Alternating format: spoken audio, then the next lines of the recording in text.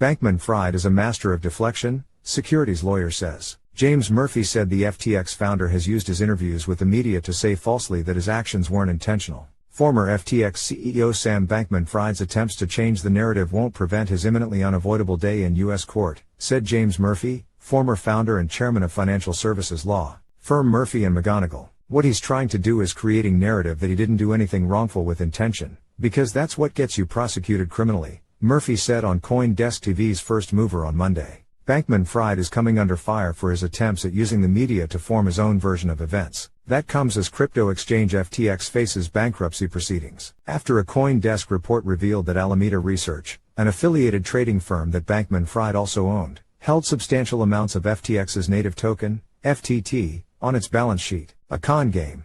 He wants to position himself as super transparent about everything that happened at FTX and Alameda, and he's been anything but that, Murphy said in reference to Bankman-Fried's series of interviews.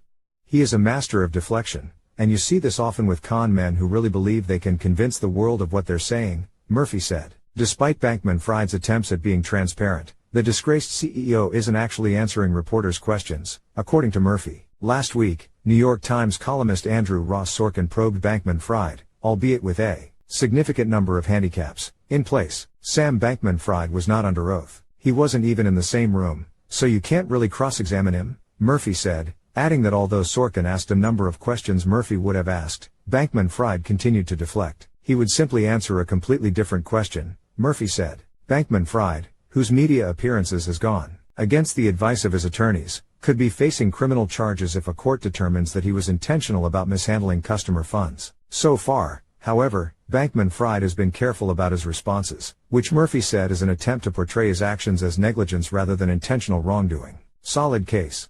The Bahamas-based exchange could be in violation of U.S. law, considering that its collapse affected U.S. citizens and that FTX's terms of service were quite clear, Murphy said. If you send money to an exchange and that exchange says, "We will hold your money, it's your property, we will not exercise any dominion, we won't take your money and invest it in some way or give it to a third party.